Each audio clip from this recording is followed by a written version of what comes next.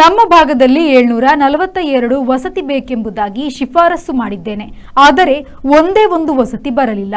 ಆದರೆ ನಾನು ನಿರಂತರವಾಗಿ ಜನರ ಕಷ್ಟಗಳಿಗೆ ಸ್ಪಂದಿಸುವ ಕೆಲಸ ಮಾಡುತ್ತಿದ್ದೇನೆ ಹಾಗೂ ರಾಜಕೀಯದಿಂದ ಬರುವ ಸಂಪಾದನೆ ನನಗೆ ಅಗತ್ಯವಿಲ್ಲ ಎಂದು ಶಾಸಕ ಸುರೇಶ್ ಶೆಟ್ಟಿ ಗುರ್ಮೆ ಅವರು ಹೇಳಿದರು.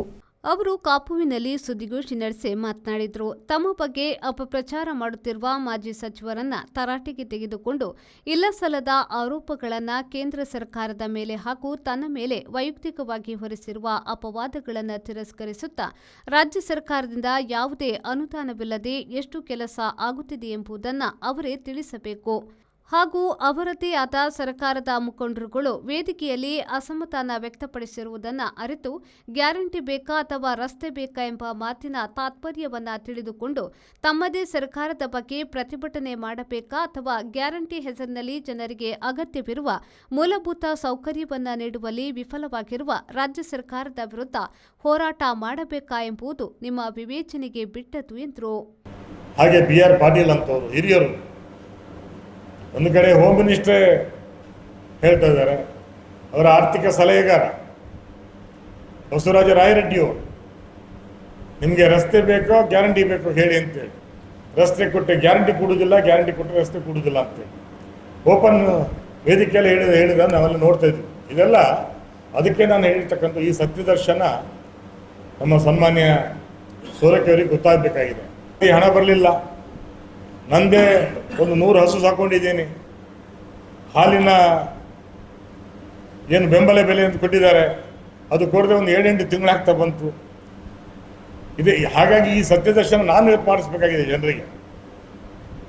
ಅಷ್ಟು ಮಾತ್ರ ಅಲ್ಲ, ಇವತ್ತು ವಸತಿ ನಿನ್ನೆ ಸನ್ಮಾನ್ಯ ಸೋರಕೆ ಅವರು ಹೇಳ್ತಾಯಿದ್ರು, ಭಾಳ ವೀರಾವೇಶದ ಭಾಷಣ ಮಾಡ್ತಾಯಿದ್ರು.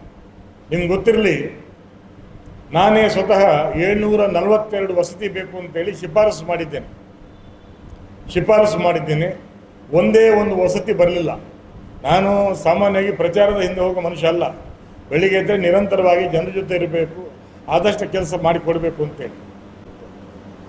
ಅದು ಸುಮಾರು 40 ವರ್ಷಗಳ ಸಮಸ್ಯೆ, ಇವಾಗ ಸಮಸ್ಯೆ ಅಲ್ಲ. ಇವರು ಮಂತ್ರಿಗಳಿದ್ರು, ಇವರು ಮಾಡೋದಾಗಿತ್ತು. ಇವರು ಬೆರಳ ಜೊತೆಯಲ್ಲಿ ಒಂದು ಕೆಲಸ ಮಾಡಿಸ್ಬೋದಾಗಿತ್ತು, ಅವಾಗ ಮಾಡಿಲ್ಲ. ಪುಣ್ಯಾತ್ಮ ಮಂತ್ರಿಗಿರಿ ಕಳ್ಕೊಂಡ್ರು. ಯಾಕೆ ಕಳ್ಕೊಂಡ್ರು ಇವತ್ತು ಯಕ್ಷ ಪ್ರಶ್ನೆಯಾಗಿ ಉಳಿದೆ ಅವರು. ಅನಂತರ ಹೇಳ್ತಿದ್ರು ನಮ್ಮ ಮಗ ಕಾಂಟ್ಯಾಕ್ಟ್ ಮಾಡ್ತಾನೆ ಅಂತೇಳಿ. ಇವತ್ತು RTI ಇದೆ, ವ್ಯವಸ್ಥೆ ಇದೆ, ತಗೋಬೋದು. ನನ್ನ ಮಗನ ಕನ್ಸ್ಟ್ರಕ್ಷನ್ ಲೈಸೆನ್ಸ್ ಇಲ್ಲ, ನಾನು ಶಾಸಕನಾದ್ಮೇಲೆ ಊರಲ್ಲೇ ಇಲ್ಲ. ಪುಣ್ಯಾತ್ಮ ಆಪಾದನೆ ಮಾಡ್ತಾರೆ ನಮ್ಮ ಸಂಬಂಧಿಕರು ಅಂತೇಳಿ, ತೆಗಿಲಿ.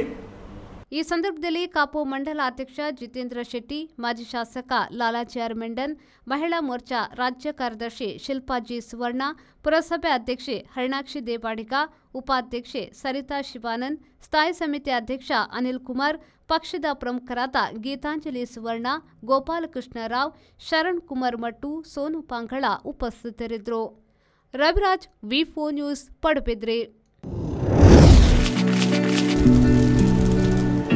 Rice Spices started in the year 2019.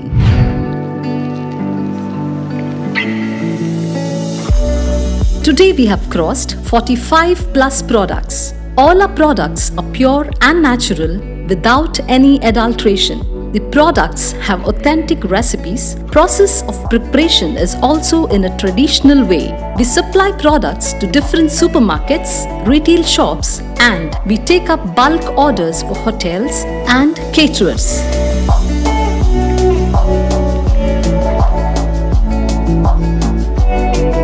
We have an experiential store at Rice Spices, Chilimbi, opposite Reliance Mart, Mangaluru. Contact 96 065 93921.